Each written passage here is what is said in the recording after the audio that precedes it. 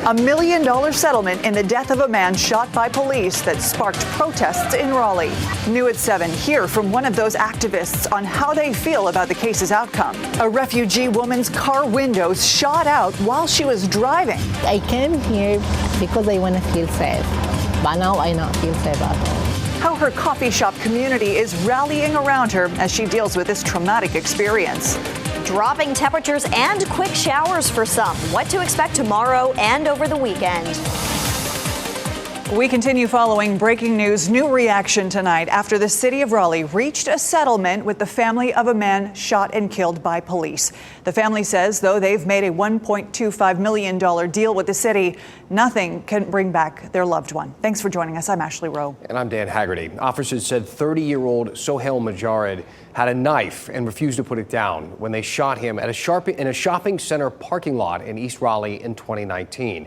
His death sparked protests in the months that followed. WRAL's Aaron Thomas joins us live outside of RPD headquarters in downtown Raleigh after speaking with Majarid's father and activists tonight. Aaron.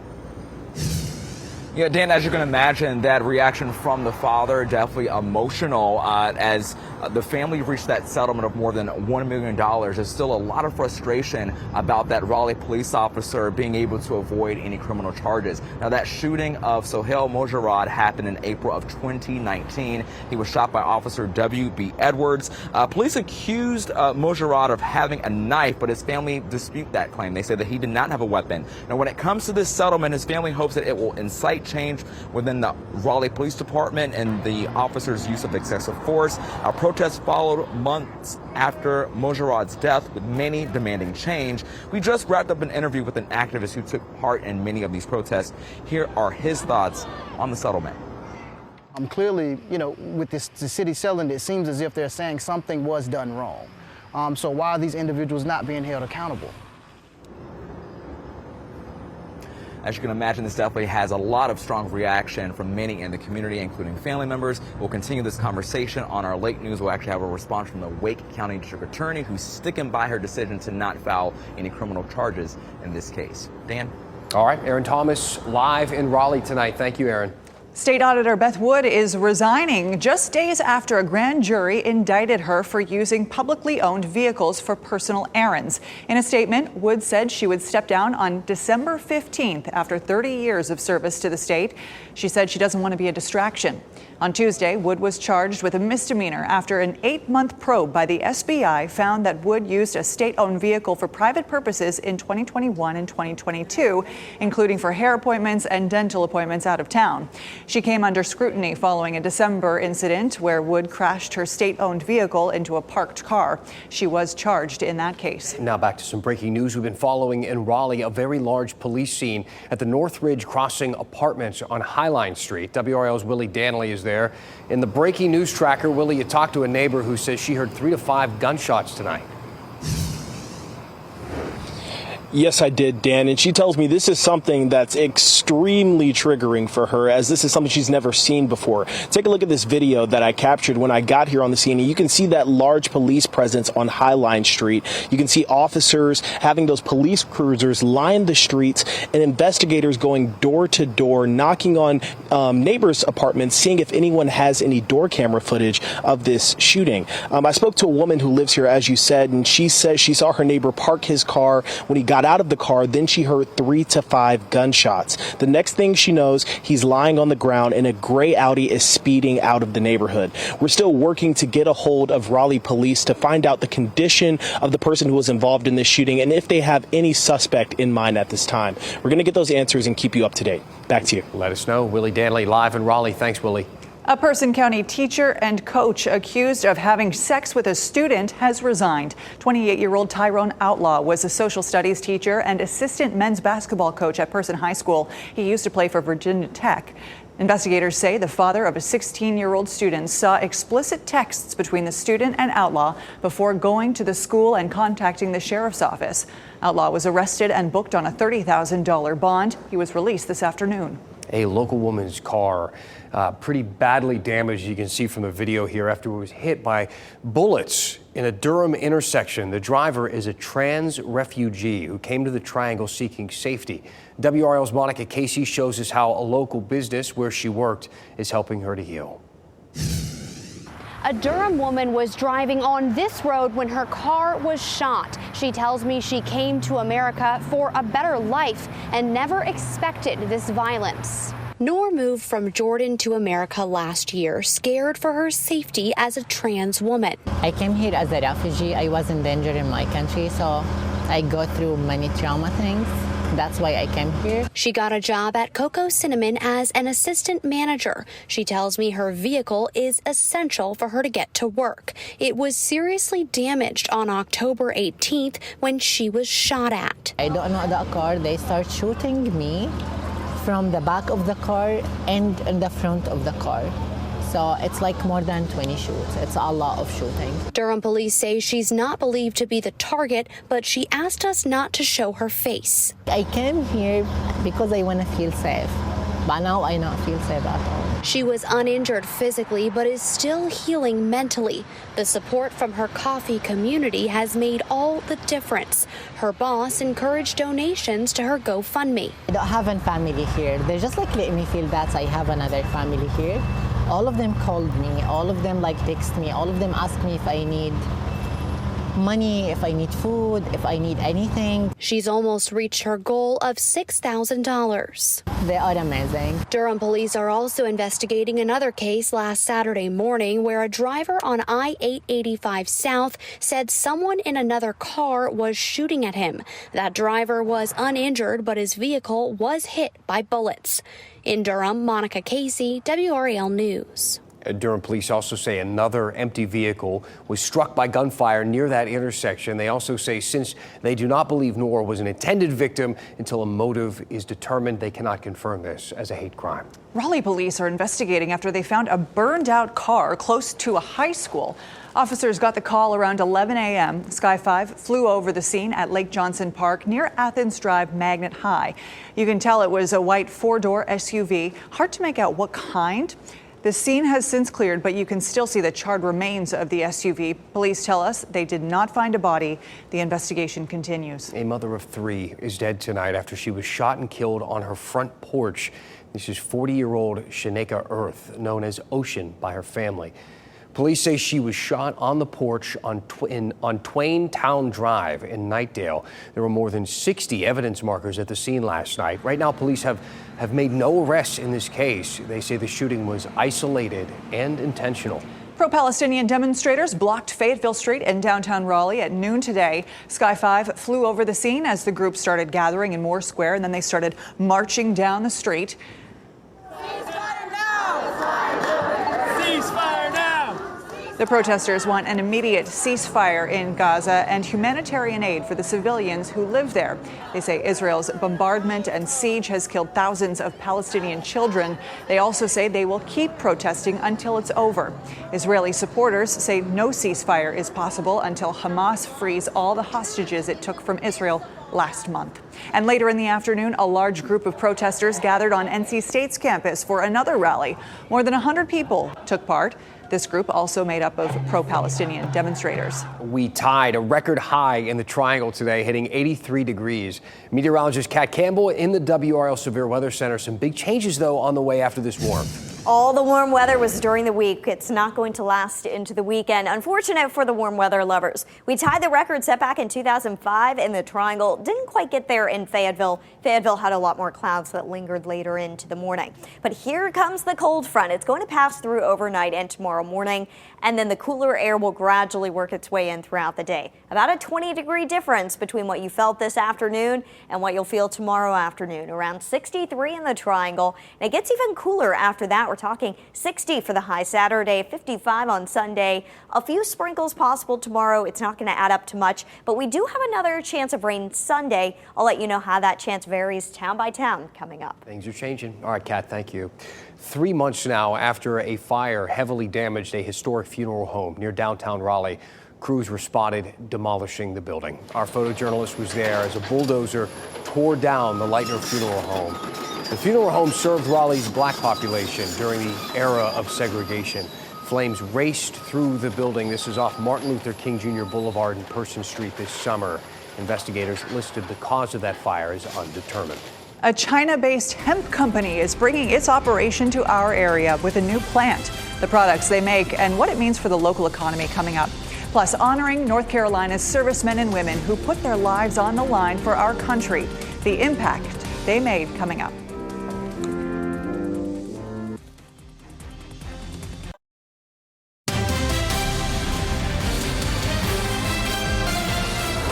Police say the quick actions of a business owner and officers prevented what could have been a potential mass shooting in downtown Boone. This is the suspect. This is 59-year-old Peter Gabory. Boone's police chief says Gabory was seen flashing a gun outside of Boone's Saloon on West King Street on Tuesday. That's across from the campus at App State University. The bar owner called police and officers responded within 2 minutes. Gabory has been charged with going armed to the terror of the public, resisting arrest, and 2 felony counts of possession of a firearm by a felon. A Wake County judge says a company that makes automated license plate readers has to stop adding cameras in North Carolina. We're talking about Flock Safety. A number of towns and counties in our area use these cameras. The North Carolina Alarm Systems Licensing Board filed a lawsuit claiming the devices needed a license that the company didn't have.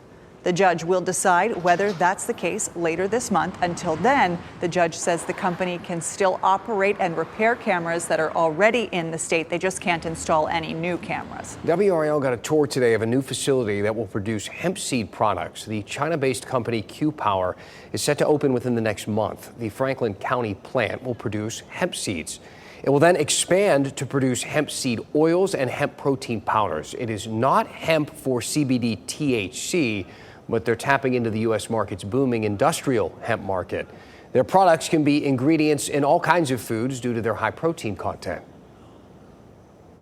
When companies, particularly foreign ones, discover the unique qualities of our community and see that value to locate here, we really are appreciative of that. The company's initially investing $10 million. They're expected to bring in about 20 to 30 jobs. Special honors today for several military veterans and their families. They were inducted into the Military Hall of Firsts at the North Carolina Museum of History. As WRAL's Chris Levengood explains, one member of that group played a special role here at Capitol Broadcasting Company.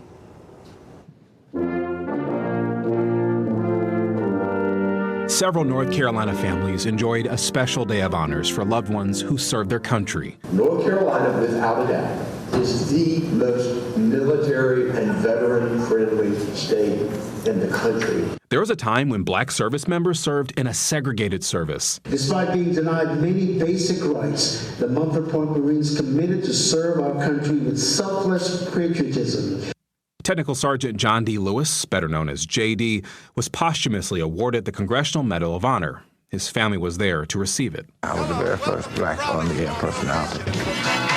JD Lewis was a broadcasting legend on WRAL Radio and years later on WRAL TV with a show called Teenage Frolics. Just line up out there on a Saturday morning when they would come to dance and participate. He left a lasting legacy for his family, including his daughter, former state representative Yvonne Lewis Holley. He did get the skills there that when he got out of the service, he was able to open up a radio, TV repair and get into a business and support his family and make a livelihood. She says her dad kept the painful memories of war to himself. And it's only been recent that we learned that he was behind enemy lines, sending codes back to tell them where the bombs were and where the people were. Lewis went on to do editorials for WRAL and later worked as the Minority Affairs Director, providing a high-profile forum for the black community. His Congressional Gold Medal is well-deserved. That's Chris Levengood reporting. Isn't that old archived footage just amazing? The Hall of Firsts at the North Carolina History Museum is a good place to learn more about the military legacy of our state. I'm Mark Boyle in the Live Center right now. A traffic alert for you. I-95 southbound. All lanes in the Fayetteville area closed. This is at exit 41. I want to show you where this is happening on the map. So this is just popping up. This is the area. So south of Fayetteville, north and southbound affected by all of this. So a lot here on the screen. You can summarize. It's all the southbound lanes of 95 until at least 10 o'clock. And one northbound lane of 95 is closed as well. Quite the mess down there south of Raleigh, south of Fayetteville. We'll keep you up to date as new information comes in on the exact number of vehicles involved in that crash and if there are any injuries. Back to you. All right, Mark, thank you. Here's a live look at North Hills. You know, we're talking about all this warm weather that we've been having and a cold front coming through. Kat, I have to tell you, I'm excited for sweater weather to come back. It makes me get into the holiday spirit. I know. And next week, I think we'll have great weather. It's going to be in the 60s next week, and that's close to normal for November. Today, we were 15 to 20 degrees above normal. Pretty remarkable. But check this out. If you want to get in the holiday spirit, the Woolly Bulls Winter Wonderland getting set up, and they just brought in truckloads of stuff kind of in this area right off screen where you can't see it, that they are going to be setting up the sledding hill, and you'll get to watch that happen throughout the next couple of days. They dropped that off the sledding hill today, 83 degrees, hard to believe it. But over the weekend, we're down to 60 for the high Saturday, 55 on Sunday. A lot of clouds, a gray look this weekend, mostly cloudy Saturday and mostly cloudy Sunday with a few showers possible. But Sunday's rain chances are very dependent on where you live. The best chance for rain would be across the southern half of North Carolina, close to the South Carolina line. Our northern counties, the rain chances are much lower, 20% in Rocky Mount, 30% in Raleigh, 40% Fayetteville, but 60% for Wilmington, about 40% for Asheville and Charlotte as well. Still doesn't look like it's going to be a washout all-day soaker of a rain, but it could be better than the rain that we see tomorrow if your yard needs some rain or if you're included in the drought. The cold front passes through first tonight, and then that upper level energy to our west is what would actually help to move in and spark some of the showers tomorrow.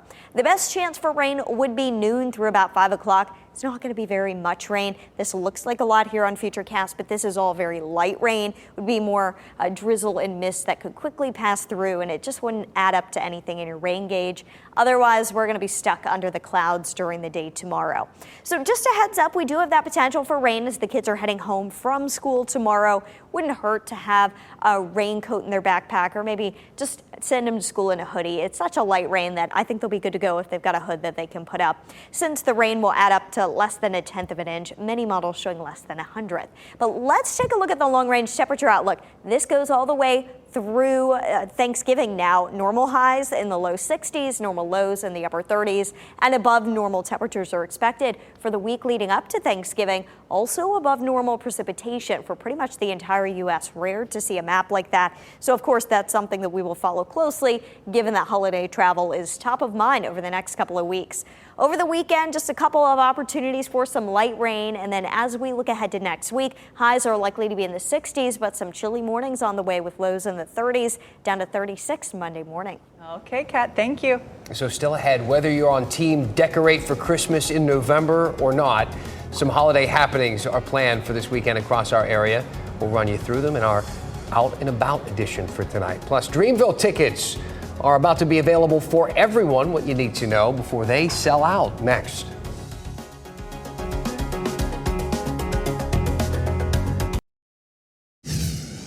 And we are following breaking news in Raleigh. A man is seriously hurt after a shooting at an apartment complex. Our breaking news tracker is at the scene. This is a live look at Northridge Crossing Apartments on Highline Street. Police are trying to figure out who is responsible. We will, of course, bring you updates at 10 and 11 and online. So some Dreamville tickets are already selling out right now before the general public even has a chance to buy theirs. That starts tomorrow. There's huge demand. At 10 a.m., the first batch of 2-day passes go on sale to the public. Festival organizers say VIP packages sold out after people who subscribed to the newsletter got early access. 2-day passes are still available for the festival happening at Dix Park April 6th and 7th. This year's lineup of performers has not yet been announced, yet you can clearly see the demand there. Fayetteville native J. Cole created the festival and regularly headlines it. Last year, Drake, Usher, and Lil Wayne also performed. Hey, there are lots of opportunities to get a jump on your holiday shopping this weekend. There are even some tree lightings scheduled. WRAL lifestyle editor Kathy Hanrahan has your out and abouts best bets. Don't wait until the last minute to get that holiday shopping done. There are 3 holiday markets coming up on Saturday to help. The Tap Yard will host its Holidays Market from noon to 6 p.m. There will be vendors and food trucks. Admission is free. Cary Fenton will host its Makers Market from 11 a.m. to 4 p.m. And in Wake Forest, the Mistletoe Market will feature more than 200 vendors. Admission to that event at Wakefield High School is $6 cash. Trees are lighting up this weekend in Cary. Parkside Town Commons will be hosting Sparkle Night on Saturday from 4 to 7 p.m. The Christmas tree will be lit and Santa will be there. Families can also enjoy inflatable obstacle courses, face painting, games, and music. Also in Cary, Crossroads Plaza will be lighting its holiday tree with an event from 3 to 6 p.m. Saturday. Santa and Mrs. Claus will be there as well. These are just a few ways to get out and about this weekend. Kathy Hanrahan, WRAL News. And there are slots open right now for volunteers to sign up for this year's holiday cheer program in Wake County. The annual program helps feed families and provide gifts this holiday season. Wake County will host multiple distribution events where families can pick up gifts and enjoy some entertainment. Here is where your help is needed. Volunteers are needed who speak Spanish, who can dress up in a costume character. Dan, I'm looking at you. I can do that. Maybe who can play the piano during an event. There are many more needs. The events begin December 3rd. For a link to register, head over to WRAL.com. I can do one of 3 of those. What, the costume? Yeah, that's my expertise. Yeah. So, Illuminate Raleigh, the art walk, will be back this year. This is fun. The Downtown Raleigh Alliance shared the news this afternoon on Facebook. Plaza's storefronts will come to light and public spaces will have large-scale light installations. The displays will be all over the downtown area from December 1st through January 5th. The best part is it's free. Yes, free, especially this time of year exactly. when nothing, We need that. nothing is free. Thanks for making WRAL your choice for local news. Our next newscast is 10 o'clock on Fox 50, and we'll see you right back here at 11 on WRAL. Have a great night.